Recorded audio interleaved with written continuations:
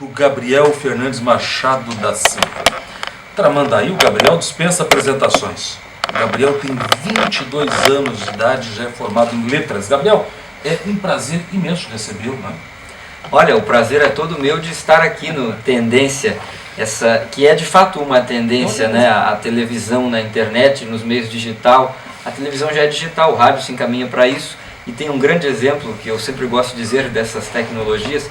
Fabiano Baldasso, jornalista esportivo, era das emissoras Band, RBS e tal, abandonou tudo e agora ele é a segunda maior audiência do estado, sozinho, ele e o seu celular. Na internet. É a tendência. É a tendência.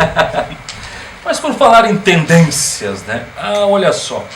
A Associação do Comércio, também dos artistas plásticos de Imbé e Tramandaí, e dos livros, né? E também dos artistas plásticos, membro da Academia de Escritores, né? E também dá ali agora, ficou no finzinho, né? De escritores também, colaborador da mesma, e escritor. Gabriel, tantas coisas num jovem. Eu te dizia aqui fora do ar agora que, tu sabes, já deve ter visto isso por aí, deve estar até já de novo. Mas é que o cara, não é que o cara vire, eu não sou uma aberração, eu sou escritor, mas é que vira uma curiosidade no bom sentido.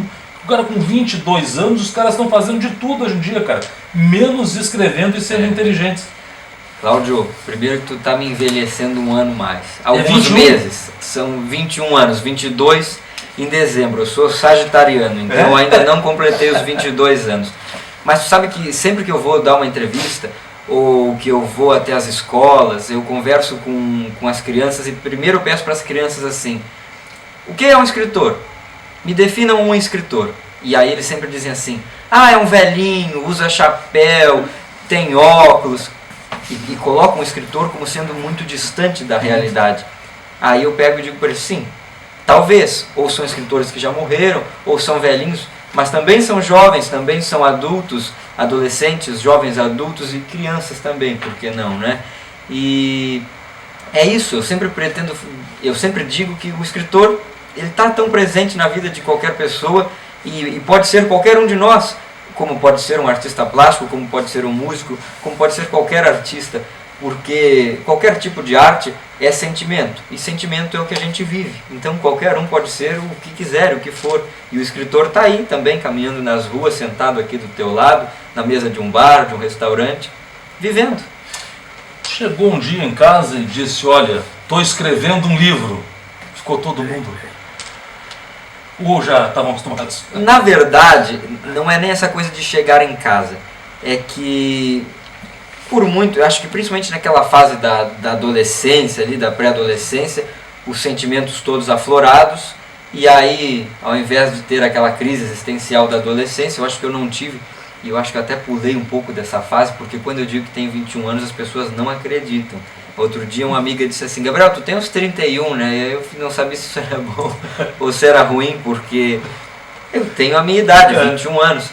Mas ao invés de fazer essa crise existencial da adolescência, eu comecei a escrever. Aí claro, tinha muita porcaria e tal. E eu encontrei um anjo no ensino médio chamado Marisa Guterres dos Santos, minha professora de literatura, língua portuguesa e língua espanhola. E a professora Marisa foi quem me abriu as portas aí, o olhar, me fez despertar um olhar para a literatura, e aí eu vi que aquilo que eu fazia era poesia. Primeiro na verdade a gente começa com uns lamentos poéticos, né? Porque eu acho muito difícil que um poeta contente alguém também, né? Ele não contenta assim. É verdade que o poeta vive da insatisfação? Olha, viver da insatisfação talvez não só viva dela, mas viva também dela. Porque a insatisfação é também uma rima aí com inspiração, e a insatisfação também inspira certamente. A frustração faz com que o poeta possa se incentivar, até porque quem escreve em verso pode escrever sem compromisso com a realidade, pode criar. Quem escreve em prosa não, tem que escrever ali dentro da realidade. Então eu acho que o poeta pode, então, através de uma frustração, de uma decepção, criar sim um outro olhar. Já dizia o nosso maior poeta, um dos maiores do mundo, Fernando Pessoa que o poeta é um fingidor, finge que é dor a dor que devera sente, né? Então eu acho que sim. Tá boa. Essa paixão pela literatura, de certa forma explicou, mas adolescente geralmente quer uma máquina fotográfica, um aparelho de celular, e tu foste adolescente nesta época. E na verdade tu preferiu uma caneta, um computador, quem sabe, para escrever, e foi escrever. Nunca escrevi um poema, nunca compus um poema no computador. Máquina? Sempre à mão. À mão? Na caneta e no papel. Eu acho que isso afugenta um pouco a inspiração, até porque eu acho que a poesia é um pouco clichê. O poema é um pouco clichê. E o desafio do poeta é ser clichê de uma forma inovadora. Que palavras ainda não foram usadas, que rimas ainda não foram feitas, né? Então, ser clichê é a sua maneira, dizer aquilo de uma outra forma, sem ser repetitivo, sem ser prolixo. E eu acho que, na verdade, não só pela adolescência, mas eu tive, até os 6 anos de idade, fui criado pelos meus bisavós, Adão e Maurília. A dona Maurília ainda está aí, felizmente, nos dias de hoje conosco, que é um grande exemplo, no alto dos seus 95 anos. Meu bisavô já despertou do sonho da vida e voltou para a pátria espiritual. Mas destes dois, desde criança, eu sempre ouvi muitas histórias. E através deles, então, eu nunca vou me classificar como um pensador, porque isso é para gente maior um pouquinho. Eu me classifico como um imaginador. E sempre ouvindo as histórias deles, quando eu era criança, eu brincava com os meus amigos, mas não eram brincadeiras prontas.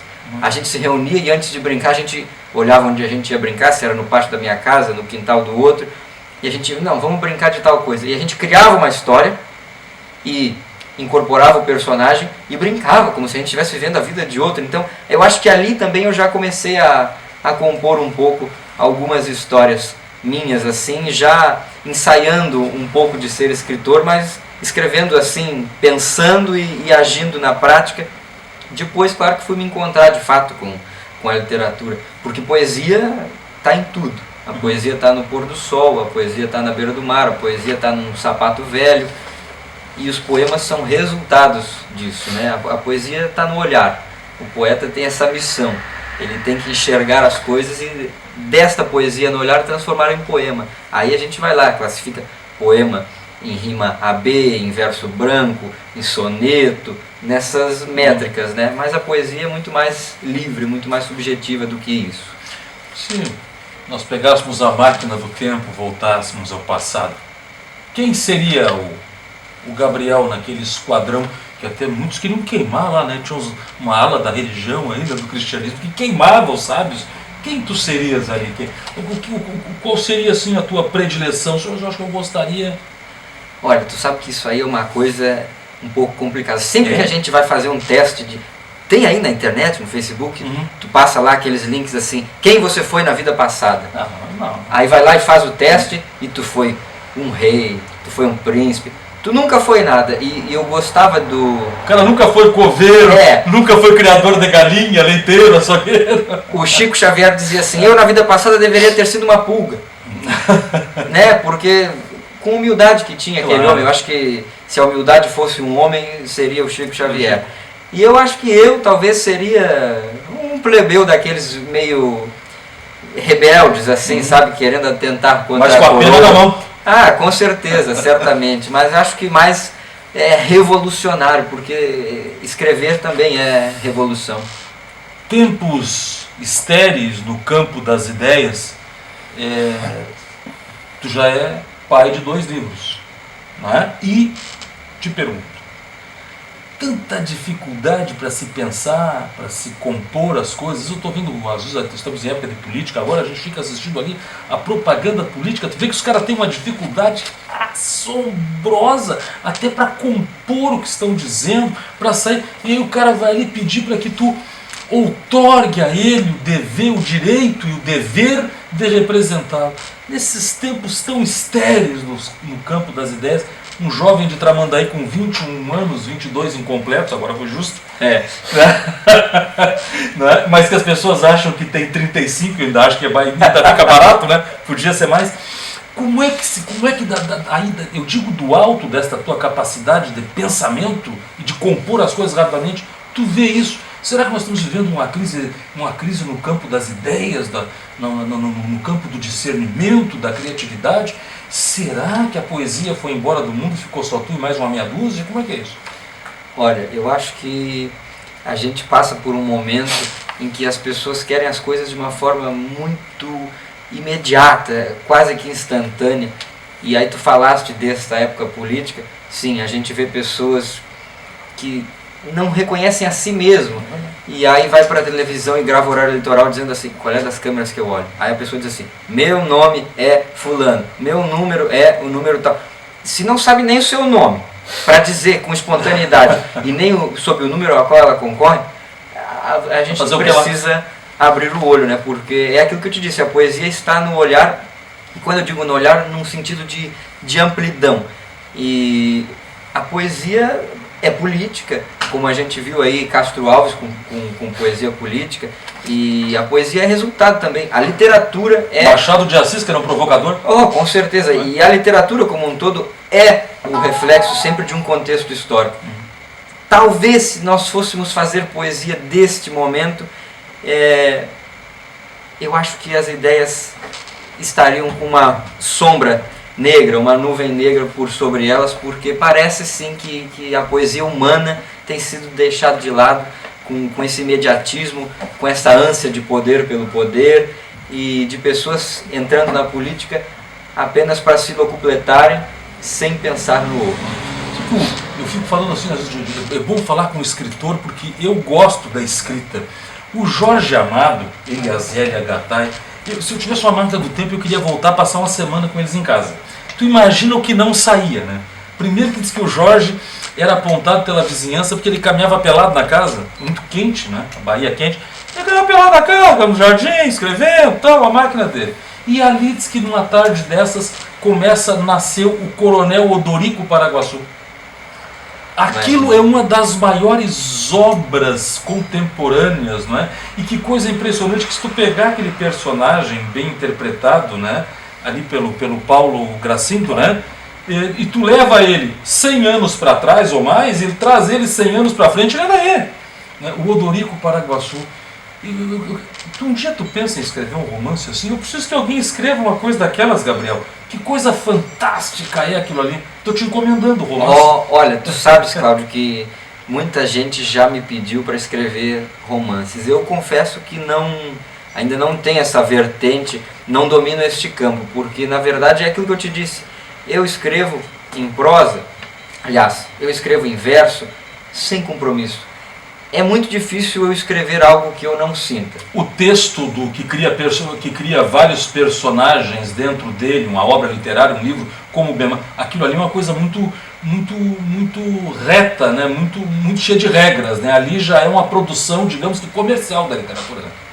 É uma produção. Eu até deixo o termo comercial de fora, mas eu digo, é uma produção porque precisa ser bem feita para que a história tenha continuidade, para que não se repita, para que não se perca, para que o leitor saiba da continuidade, da linearidade daquilo ali, né? Mas ainda assim voltando, às vezes aqui em Tramandaí dá vontade de a gente olhar e dizer assim, povo de Sucupira, porque eu amo esta cidade, mas o que eu te diria, se eu fosse escrever um romance a lá Jorge Amado, feliz era o Jorge porque era amado, Sucupira, né? Também é no litoral, né?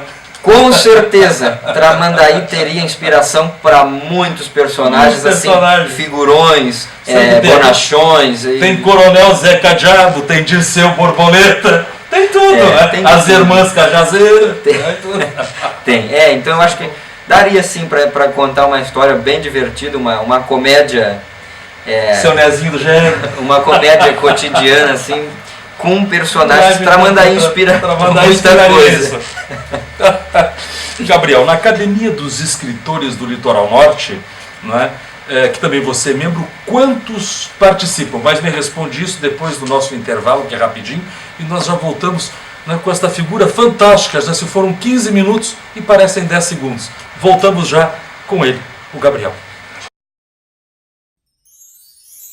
Hotel Quimar, localizado na avenida principal de Tramandaí, voltado para o público executivo, possui apartamento com ar-condicionado, frigobar, internet a cabo, garagem fechada, café da manhã diferenciado, sala de reuniões e eventos. Faça sua reserva pelo fone 51-3661-2824 ou pelo e-mail reserva@hotelquimar.com.br. Hotel Quimar, na Fernandes Bastos 813, em Tramandaí. Estamos de volta com o Gabriel, isso mesmo, é o Gabriel Fernandes Machado da Silva, escritor, que está aqui conosco hoje com 2 livros já publicados. O jovem Gabriel está dando um show aqui no Tendência. Ô Gabriel, quantos membros temos lá na Academia dos Escritores? Nós temos hoje são 31 membros. Dentre esses 31 são efetivos, aqueles que moram na região e participam ativamente de todas as atividades, e os membros correspondentes, estes espalhados pelo estado, Brasília, Santa Catarina, nós temos membros por aí. São 31 membros que representam a literatura do litoral norte gaúcho e nacional também, porque nós temos dentro da academia alguns escritores já renomados, consagrados nacionalmente, que estão aí fazendo sucesso na fila dos mais vendidos do país, no gênero. E agora nós estamos trabalhando também para lançar na Feira do Livro de Porto Alegre. Já vou deixar aqui o convite, naturalmente, porque no dia 15 de novembro, no Memorial do Rio Grande do Sul, nós estaremos com a Academia de Escritores do Litoral Norte lançando a sua 7ª antologia, que se chama Literatura, Vento e Mar. E estaremos lá com toda a nossa equipe, os nossos membros todos, lançando mais um livro. E, além disso, a Academia participa ativamente de trabalhos em escolas. Os nossos escritores são estudados, trabalhados nas escolas, pelos alunos, pelos professores. Agora, no último dia que tivemos o desfile cívico aqui em Tramandaí, nós fomos para a avenida homenageados por 3 escolas, né? O Cândido, com a professora e escritora Uda, com o projeto Fotografando Leituras. A Escola Dom Pedro trabalhou os nossos escritores locais.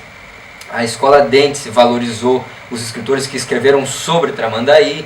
E é isso, né? A gente tem também participações. Costumeiramente realizamos saraus, um aqui, outro ali. Estamos ativamente por aí naquilo que te digo. É fácil encontrar um escritor que não dentro de um livro ou no passado. Tudo bem. Sabes que jovem e com todo este talento, eu me perguntava aqui enquanto tu falava, por que será que tantos têm tanto medo de vocês, escritores?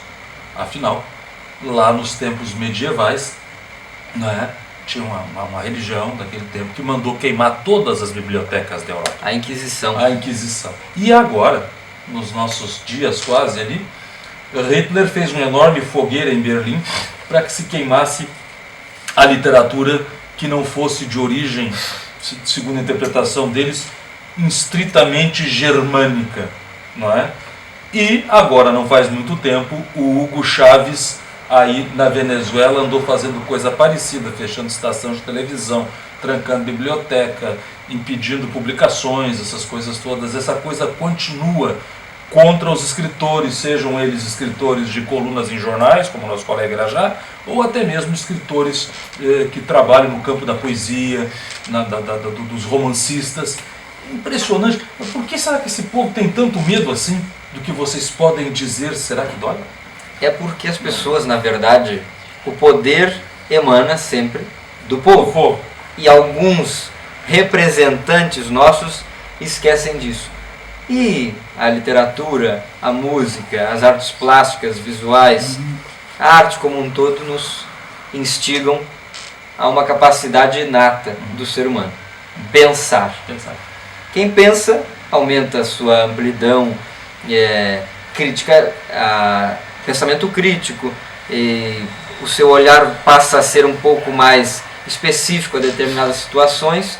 Então, logo, uma pessoa que pensa é uma pessoa que tem poder, que é senhora de si, que pode estabelecer ações e reações contra um governo.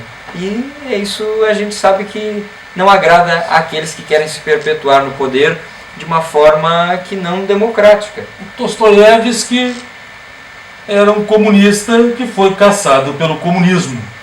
Aqui em Cuba tinha o espanhol, que agora infelizmente me falhou aqui, me faltou o nome. Raul Castro. O Raul, não, Raul é o irmão. Não, Raul é o irmão. É o não, Fidel. É o Fidel. Mas que era amigo da elite dos escritores ali dos anos 70.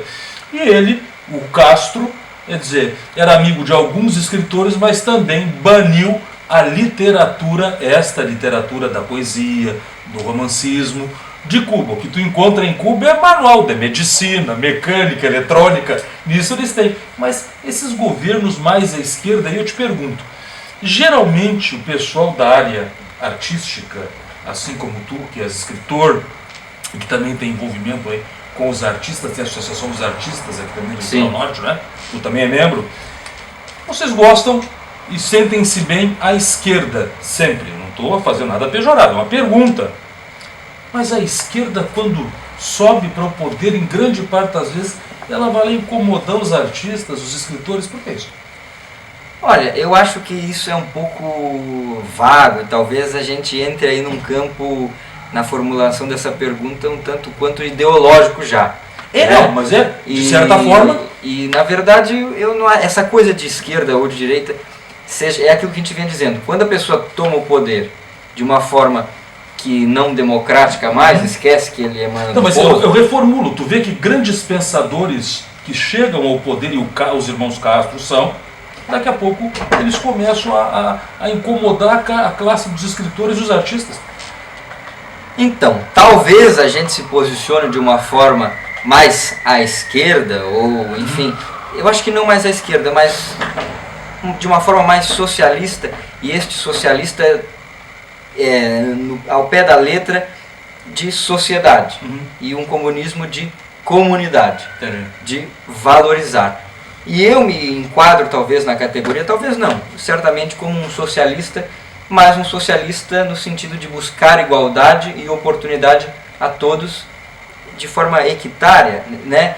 Com equidade, porque às vezes igualdade é uma coisa, equidade é outra. Então eu acho que na verdade de uma forma mais livre de se pensar, talvez estejamos mais à esquerda nessa busca de igualdade, de oportunidade a todos. Claro, qualquer governo que beire o totalitarismo já não é mais democrático. Vai entrar em concurso, né? Seja de esquerda ou de direita. Nós temos exemplos no mundo dos dois lados, do totalitarismo de esquerda e de direita. E na verdade essa terminação esquerda-direita era lá dos franceses, quando o parlamento se dividia em quem sentava à esquerda e quem sentava à direita. Né? Então, eu acho evoluiu? Não. Acredito que não. Sabes que o Mário Quintana dizia, bem humorado, uma vez eu fui assistir uma palestra dele velhinho em Porto Alegre, e eu fui por acaso essa palestra porque eu fui convidado por um colega, e isso, vai na passada da palestra, hoje o Mário Quintana vai dar uma palestra, e eu acabei indo, sabe aquelas coisas que acontecem na vida da gente assim, por acaso? Me aconteceu. E aí eu fui a essa palestra, e aí alguém, um estudante lá, acho que do direito lá da Pontifícia, pergunta a ele: poeta, o senhor disse que a poesia nasceu no colo da esquerda? Esse meu filho, eles começaram a escrever verso e prosa para dar uma melhorada na situação, mas logo ali eles se desentenderam. Olha, se nasceu na esquerda, vou dizer a minha concepção. Certamente nasceu na esquerda, porque do lado esquerdo do peito nós batemos um coração. Então, o outro não tem sentimento. O sentimento está aqui e está batendo do lado esquerdo. Mas é boa. Olha, Gabriel, e a academia, a gente tem que perguntar para quem sabe, né? A gente vai aproveitar ele aqui. A academia dos artistas, aí o pessoal, os pintores, os artesãos, essa turma, né? Como é que vai a academia? Na verdade, ali é a Associação de Artistas Plásticos de Imbé e Tramandaí, a qual eu faço parte. Mas nós também temos um movimento artístico e há que se atentar para isso. Tramandaí tem uma riqueza, seja no segmento que for. Nós temos músicos de qualidade que despontam por aí, nós temos artistas cênicos, plásticos de qualidade, nós temos artesãos de mão cheia, e eu sou membro associado emérito. Na política muita gente famosa também. Também. E são verdadeiros artistas. Eu ia te perguntar se eles estavam lá, mas tu já respondeu. São verdadeiros artistas, alguns até humoristas. Né? Porque fogem da realidade. Mas eu sou associado emérito da Associação dos Artistas Plásticos de Imbé e Tramandaí. E foi lá que eu cresci. Eu entrei na associação com 7 anos e estou lá até os dias de hoje. E lá na associação... Com 7 anos? 7 anos. Vem pra cá humilhar as pessoas, eu não acredito, eu não pinto uma casinha. Não, mas aí eu pintei a casinha quando cheguei. Eu não consigo. Na verdade, a associação realiza um trabalho muito bonito, que é um trabalho inteiramente voluntário, que eu mando aqui o meu abraço à Rosa Maria, à Iris, à Liane, que são as nossas voluntárias artistas plásticas que dirigem a associação, e fazemos um trabalho voluntário com crianças, adultos, idosos, pessoas com síndromes especiais, e trabalhando. Tem vontade de pintar, tem vontade de aprender, chega lá na associação, trabalhe.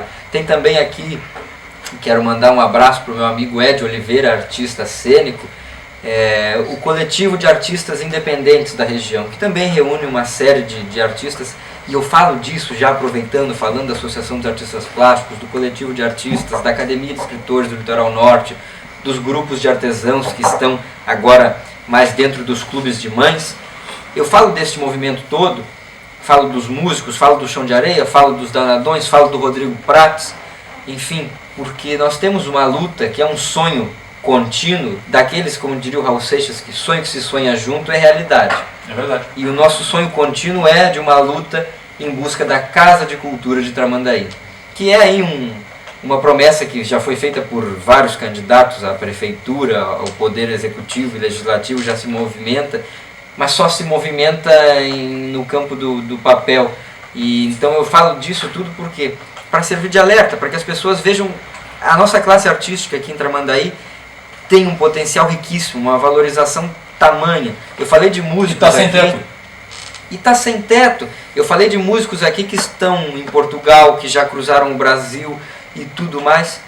Então, para que os nossos representantes olhem para essa classe artística e vejam que Tramandaí é uma cidade turística, não. Tramandaí tem um atrativo turístico, que é a beira do mar. Me desculpe a franqueza, mas as pessoas vêm para Tramandaí para molhar a bunda no mar, porque está calor. Se nós não tivéssemos a praia, nós não seríamos lá grandes coisas. Então, o que eu digo é o seguinte, talvez eu possa ser um pouco meio sem polimento em dizer isso, mas eu estou dizendo o que é de verdade.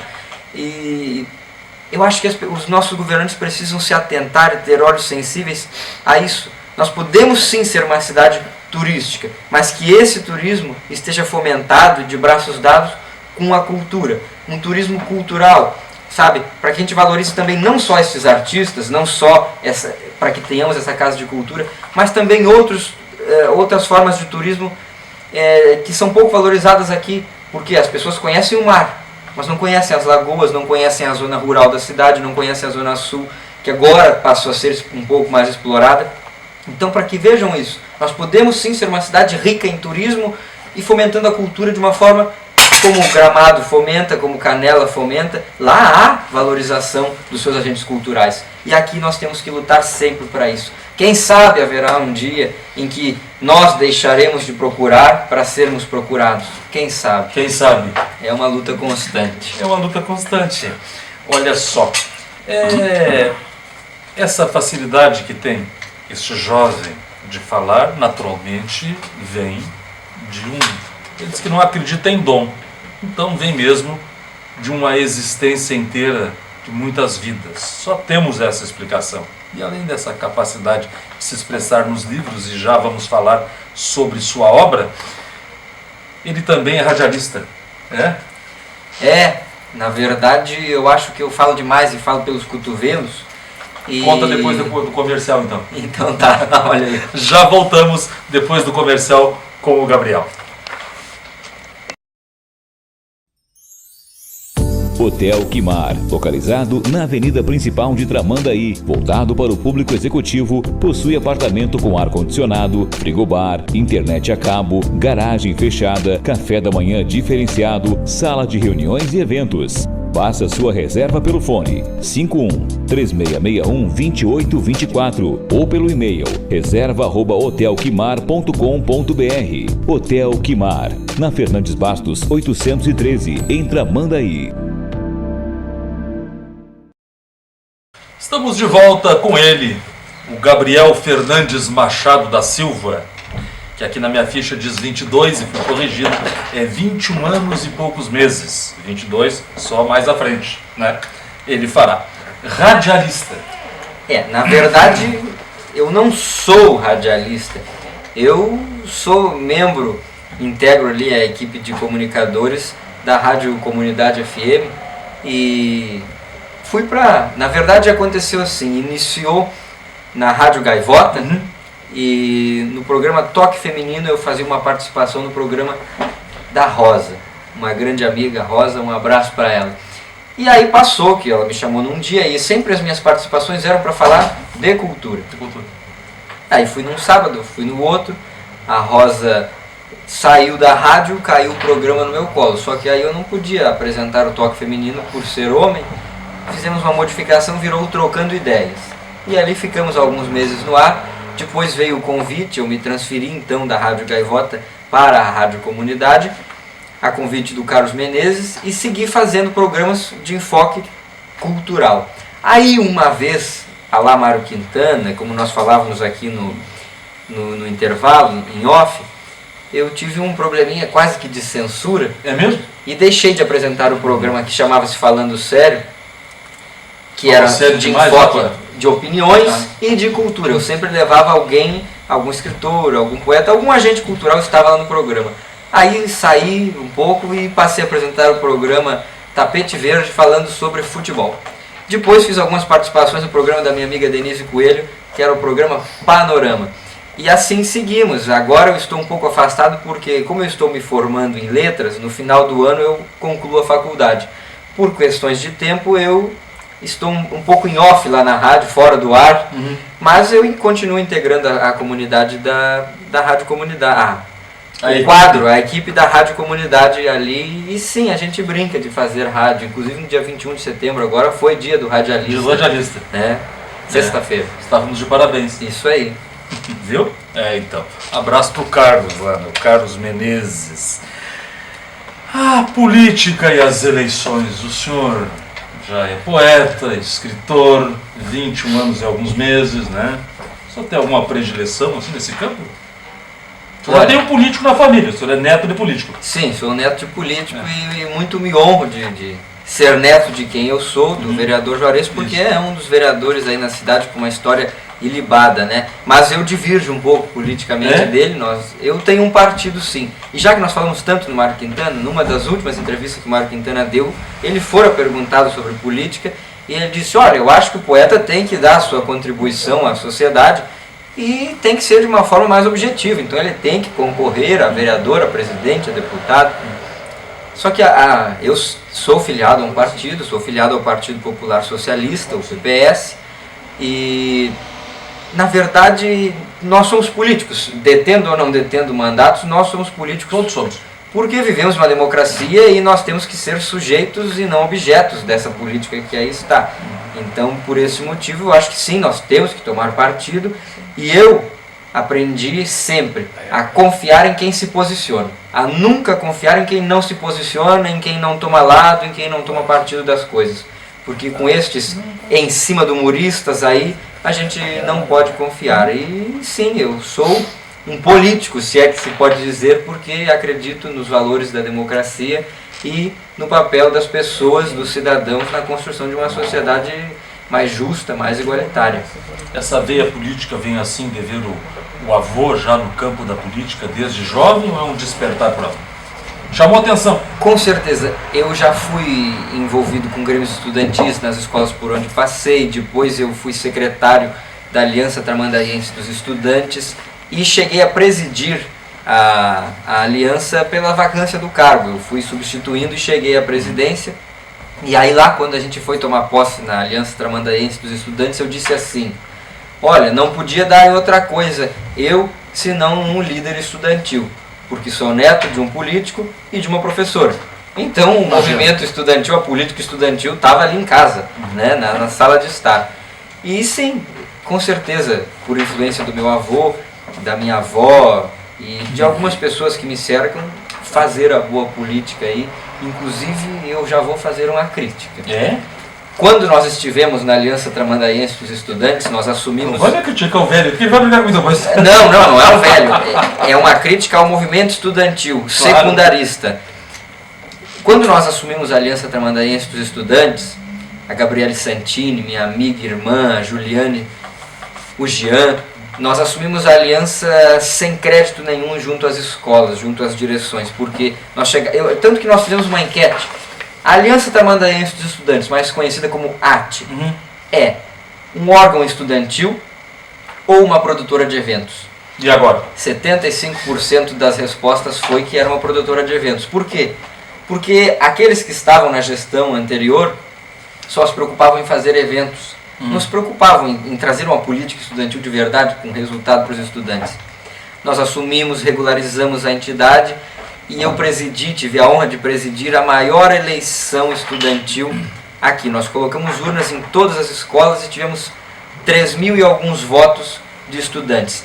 Elegeu-se uma chapa com 2.026 votos e a outra ficou em segundo lugar com 700 e tantos votos. Esta turma que ganhou a eleição não deu seguimento ao trabalho e até hoje o movimento estudantil em Tramandaí deixou de existir, não existe mais a Aliança Tramandaense dos Estudantes e é uma pena. Então eu já faço essa crítica àqueles que assumiram a eleição, venceram a eleição com 2.026 votos, então portanto isso é uma representatividade máxima. Concorreram para quê? Para quê? Exatamente, né? Então eu sou um jovem e aqueles jovens que estão nos ouvindo, então eu deixo esse recado. Participem, se engajem nos projetos, nas lutas, nas causas que vocês concordam, seja de esquerda, de direita, façam parte. Sejam políticos, sejam sujeitos e não objetos das situações. A boa política, naturalmente, está em todos os partidos, em todos os lugares, não é? E pratica aquele que quer, não é? Com certeza. Questão de querer. Já tem algum livro novo assim sendo elaborado? Olha, eu acredito que pela quantidade de material escrito que eu tenho, dá para fazer mais uns 2 ou 3 livros. Vamos falar deste agora. Este primeiro livro aqui foi um compilado dos primeiros poemas que eu fiz entre 14 e 16 anos de idade. E claro, tem coisa que não dá para publicar porque era extremamente infantil. Não infantil no termo pejorativo, aliás, infância é uma coisa muito bonita, eu me expressei mal. Eram poemas um pouco imaturos. Aí eu fiz uma seleção. Intimistas. Eu fiz uma seleção e aqui temos alguns dos primeiros. Tenho outras coisas publicadas, crônicas, outros poemas. Crônicas. E estão aí. Crônicas.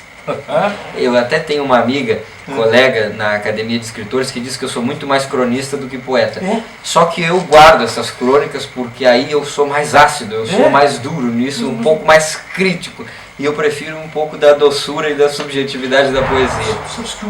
Sabe quem sempre falava dessa doçura, dessa coisa assim, olha, eu sou doce quando mais na meia idade, mas agora já sou mais ácida. Zélia Gattai dá uma entrevista para a Leda Nagli lá na TV Cultura e eu assisti ela dizendo isso, que a Leda pergunta, mas a senhora tem textos maravilhosos da juventude. Mas eu era muito ácida, mas acho que a juventude é ácida, não é isso? Eu acho que não só a juventude, mas qualquer pessoa que tem um pouco de vontade de fazer as coisas e ver aquelas pessoas que lá estão e não fazem, a gente se torna ácido, críticos e não bem compreendidos. Leremos isso um dia? Talvez leremos. Preciso primeiro ter a segurança da integridade física, porque se eu pôr alguns textos à rua, a público, pode que coisas aconteçam. É melhor que esteja na Academia Brasileira, já quando isso acontecer, morando lá. Por certo, mas voltando à pergunta, então, com certeza, há material para ser publicado, eu até tenho preparado algum material para lançar mais um livro de poemas aqui, e também tenho as participações, não é? Agora na Feira do Livro de Porto Alegre eu lanço uma participação na Academia de Jornalistas e Escritores do Brasil e uma participação na antologia da Academia de Escritores do Litoral Norte, que já falei aqui, E então, neste ano eu participo da Feira do Livro com obras coletivas. O ano passado participei com obras individuais e este ano participo como escritor em obras coletivas, em coletâneas e antologias. Para o ano que vem eu quero me esforçar e trabalhar para criar um ritmo de trabalho para publicar livros em anos ímpares. Então lancei um livro em 2017, possivelmente estou trabalhando para lançar um livro em 2019. Por que ímpar? Porque, primeiro que a singularidade... Cabalístico isso? É porque eu acho que a singularidade de um poeta, o ato de escrever é muito só, é muito solitário. Um dia me perguntaram assim, Gabriel, me diga uma palavra que tu acha bonita. Eu disse solidão, que acho solidão uma palavra bonita, e acho mesmo, e ficaram com cara de espanto. Só que eu acho. E aí tem algumas pessoas que transformam, para não ficar tão insegura, tão ruim, transformam solidão em solitude, para dizer que a solitude é onde a gente produz e tal. Mas eu acho que ímpar justamente por conta disso, por ser a escrita... A Laura Pausini que canta a solitude, uma música. Por ser a escrita um ato individual, né? É solitário o ato de escrever, porque tu está pondo as tuas ideias ali. Outra que já rima, vai mais para o lado de ser sabático, e um poeta, o ofício do poeta se dá através do ócio do poeta. Então eu acho que essa minha continuidade de trabalhar para lançar livros em anos ímpares vem disso. Existe um folclore que diz que o poeta não trabalha. O Quintana ficava louco com isso, né? Mas eu vivo aqui dentro da Rádio Guaíba, todo mundo me incomoda, eu trabalho que é um louco. Claro que o poeta trabalha, só não vai lá, fica com a pá abrindo o buraco do muro, né? A caneta é mais leve, mas com certeza eu vou dizer com sinceridade, é aquilo que eu disse. O ofício se dá no ócio do poeta. Claro que todo poeta ele tem aquela coisa assim, eu compreendo o poeta artístico. Eu, pelo menos... Tem que ter perdido um grande amor para escrever uma grande poesia?